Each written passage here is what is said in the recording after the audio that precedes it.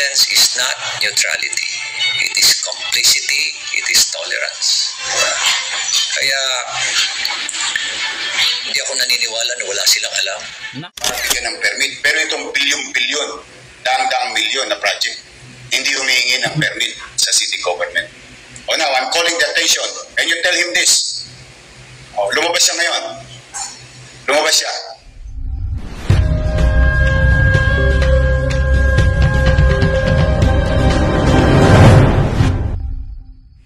So ayan mga kababayan, magandang araw po sa ating lahat at nandito na naman tayo. Nakabalik na mga kababayan natin sa ating YouTube channel LB Gotilio.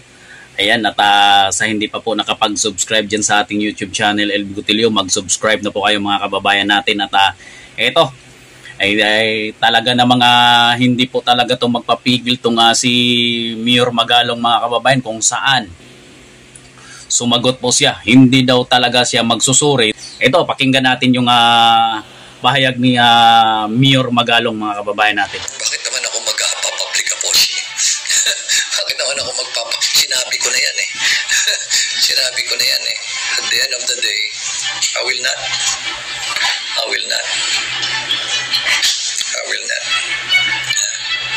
Tingnan nga natin kung saan pupunta yung kanilang investigasyon o yung kanilang committee hearing. Hintayin natin. Pero hindi ako mag-apologize. Hindi daw talaga siya magsusuri. Yun ang sabi ni Mayor Magalong mga kababayan natin. Ayan, tuloy natin. Ayon kay Magalong, malinaw kung sino ang tunay na sumisira sa imahe ng institusyon, hindi siya, kundi mismo mga mambabatas na sangkot umano sa anomalya. Unang-una, hindi ako mag-apologize sa kanila. Sila dapat ang mag-apologize sa taong bayan. Ayun. Hindi siya ang dapat mag-apologize kung hindi sila ang dapat mag-apologize sa taong bayan. Mga pinaggagawa. Isipin mo, alam naman nila na marami sa kanilang kasamahan involved sa katiwalian. Naku, marami naman pala daw sa inyong mga kasamahan ay involved sa katiwalian. Bakit hindi nyo naman kasi yan na pinuna kaagad na involved naman pala sa katiwalian yan mga kababayan natin? Pero nananahimik sila. Alam ko marami rin sa kanila matitino. Yan. Oo, naniniwala naman tayo na marami naman talagang matitino dyan ng mga congressman, mga kababayan natin. Hindi naman lahat dyan ay talagang masasama at hindi naman po lahat dyan ng mga congressman ay nangungurakot. Naniniwala po tayo dyan sa sinasabi ni Mayor Magalong. Pero masama. Pinabayaan lang natin. Pinabayaan. Nananahimik dahil nga ayaw nilang, kumbaga, nangyari sa kanila is tolerance. Matatanda na giniit ni Manila 6th District Representative Benny Abante na nararapat lamang magbigay ng public apology si Baguio City Mayor Benjamin Magalong matapos itong tawaging moro-moro ang nakaambang investigasyon ng Kamara sa flood control projects. Ayon kay Abante, isang insulto sa institusyon ang pahayag ni Magalong at hindi dapat lahatin ang mga kongresista. Kahit naman ang alkalde matagal nang malinaw sa mga kapwa-kongresista kung anong nangyayari, ngunit pinili umano ng iba na manahimik. Dagdag pa niya, ang katahimikan ay hindi neutralidad kundi pakikipagsabwatan. Tingnan mo si Congressman Ungab. Talagang kung ano yung nakikita niyang anomalya, talagang binulgar niya. At tingnan mo to si Sir Toby, may anomalya, binulgar niya. Ngayon, hindi na nagpapakita sa kanya si Saldico. Hinahanap niya yung small committee, hindi na rin na ibibigay, di ba? Dapat, kung mayroon man kayong nakikitang anomalya ng mga congressman, dapat, ibulgar nyo para malalaman ng taong bayan, di ba? Silence is not neutrality. It is complicity, it is tolerance. Kaya, hindi ako naniniwala na wala silang alam. Naku. Hindi siya naniniwala na wala po kayong alam. Kaya nga sila naging congressman dahil magagaling sila eh. Kaya imposible naman na wala silang kaalam-alam doon sa mga pinaggagawa ng mga kasamahan nila dyan. Alam na alam nila yan. Kaya dapat kayo po ang humingi ng paumanhin sa taong bayan. Naku, Dapat kayo daw po ang maghingi ng paumanhin sa taong bayan. Hindi po siya. Hindi po ako. Pasensya na ho kayo. Mali po yung you're barking on the wrong tree. Tama. So ito pa. Itong kang Mayor Isko Moreno, mga kababayan natin. Ito. Ang initial, kasi magpapatayo kami ng bagong library.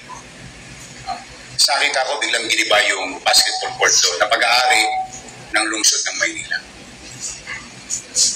Tinanong ko si Andres kung may permit pa. Wala daw siyang alam na nabigyan ng permit. Tinanong ko yung taong bayan, yung chairman, ang sabi, project daw ni Congressman Joel Chua. Nako! Congressman Joel Chua na naman daw ang may project nitong... Paano nangyari yun? Walang permit. Wala na naman daw permit. Bakit nyo sinira yung basketball court? Paano nangyaring nag-iba nila yung property ng City of Manila?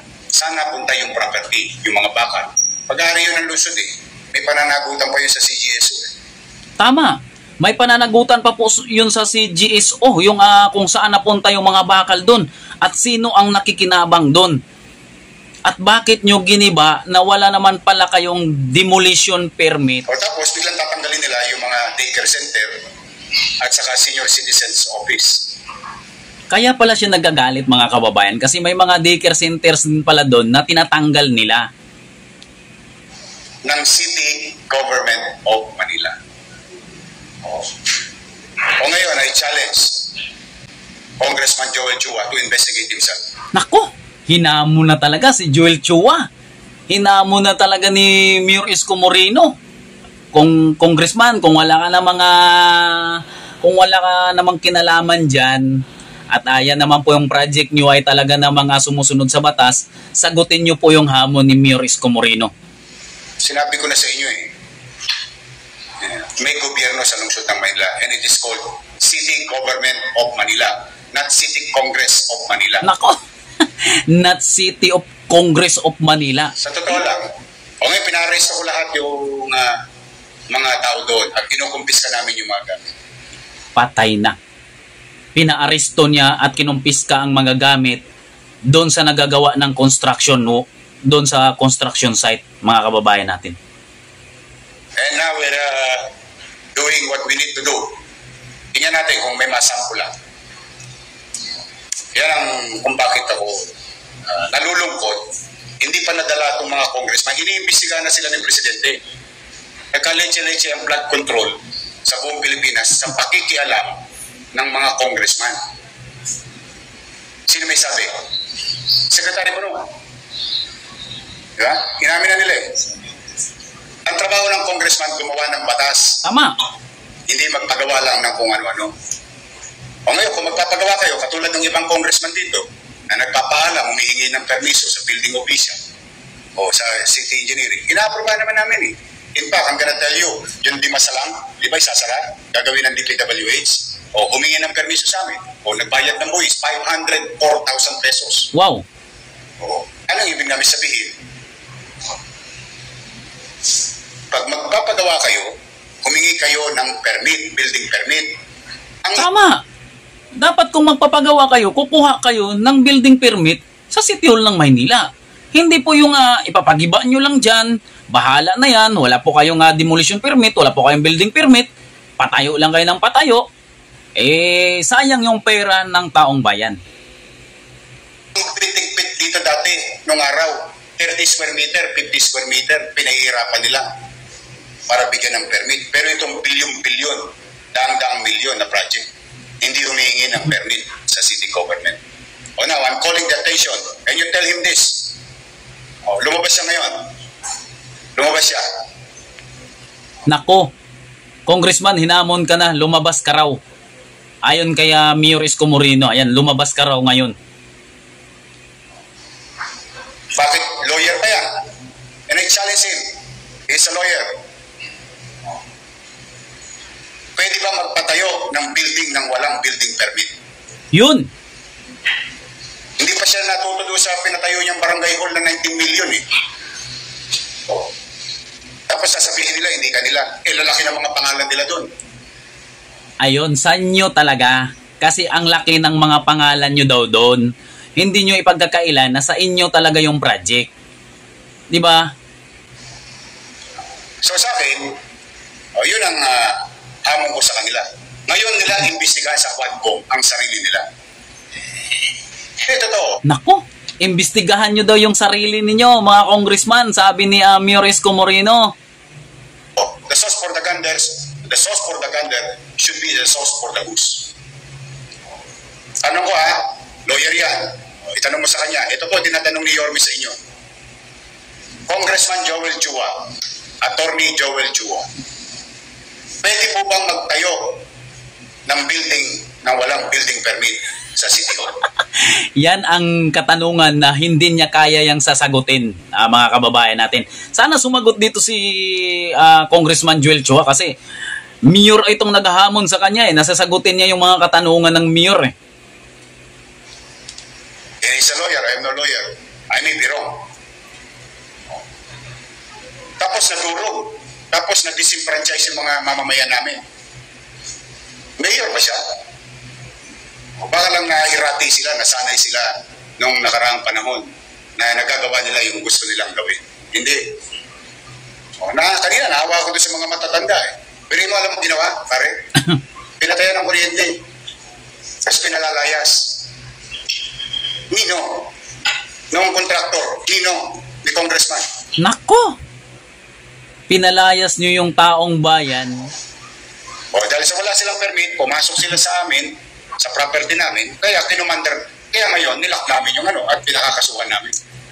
Naanak namin, kung ilang milyong piso yung property giniba nila, ito pa isa, Congressman Joel Chua,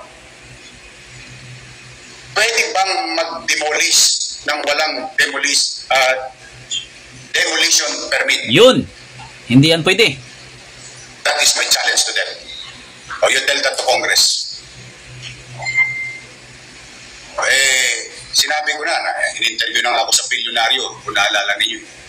Sinabi ko na yan, nag-abiso na ako. Baka kala nila, mga superman sila dyan. Basta ako, may pananagutan sa taong bayan. Tama. Abusado yan mga, katulad yung isang congressman pa doon sa District 2. Yung sinong congressman yan? Sinong congressman yung nasa tinatawag ni Mayor Isko Moreno? Sino kaya yan, mga kababayan natin? Apog pumping station. Wala rin. Yan ang nangyayari. Base ko sa tanong mo, bakit hindi mag-iinit ang ulo ng mga mayor? Bakit? Pakiramdam nila kasi sila na ang pinakamakapangyarihan na taong gobyerno sa buong Pilipinas. They can do what they want to do because they are congressmen. They can investigate who they want to investigate because they are congressmen. On the premise of what? Good governance. Uulitin ko. Good governance. Sige. Pwede ba mag-demolish ng building ng gobyerno nang walang demolition permit? Pwede ba mag-construct vertically, horizontally, nang walang building permit? Unang-una, alam nila yan kasi abogado po sila na bawal po talaga magpapatayo ng kung ano man yung gusali na yan na wala po talagang building permit, mga kababayan natin. Unang-una sa lahat yan, kailangan mayroon ka pong building permit na galing doon sa City Hall ng Maynila. Kung dyan ka man sa Maynila nagpapatayo, bakit hindi nyo po magagawa? Isa po kayo sa pinakahinahangaan kasi abogado po kayo at pangalawa, congressman po kayo. Bakit hindi nyo po naiisip yan? He's a lawyer and I challenge him directly. Sabihin niya ngayon kung alin ang tama at mali. Baka mas magaling siya sa akin kasi lawyer siya. Yun ang ko. Kaya ako talaga, basta ako, proteksyonan ko ang karapatan ng mga taga-Maynila because that is my obligation. Tama. Now, kung hindi sila hihinto sa pang-aabuso nila, sa kanilang kapangyarihan, papapanagutin ko sila. Hindi ako, wala akong, no hard loss ako sa kanila. Sa totoo. May gobyerno na sa lungsod ng Maynila. Anong araw, baka nagagawa nila, nabobola-bola nila yung mayor. Isa lang po ang gobyerno sa Maynila. Government of Manila, headed by local chief executive. Tapos ang usap. Ayun po ang tugong ko dyan. Kaya ganyan ang damdamin ko. Tama po yung mga sinasabi ni Mayor Isko Moreno, mga kababayan. Ngayon lang nagkakaroon ng gobyerno ang Maynila nung siya po'y bumalik. Dahil sa mga katiwalian nga na marami po siyang natuklas ang mga katiwalian, lalong-lalo na yung mga nagpapatayo dyan ng mga barangay hall na napakalaking budget, milyon-milyon po yung budget, ngayon ay ginigiba na. Yun po yung ibig niyang sabihin, mga kababayan, na ngayon gumagana na po yung gobyerno ng Maynila. Kaya kung sino man yung mga nagpapatayo dyan ng milyon-milyon na barangay hall, dapat isasagutin nyo yung mga sinasabi ni Mayor Isko Moreno. At unang-una, lalong-lalo na si galang-galang na Congressman Joel Chua. At isa rin po yan sa pinaka-abogado na congressman. Kaya kayang-kaya mo po sasagutin yan kung talaga namang nasa tama po kayo, mga kababayan natin. Hanggang dito na lang at maraming salamat sa inyong pagpapanood. Sa hindi pa po nakapag-subscribe sa ating YouTube channel, El Bigotilio, tayo po'y nagbabalik. Mag-subscribe na po kayo dyan, mga kababayan natin. Thank you so much.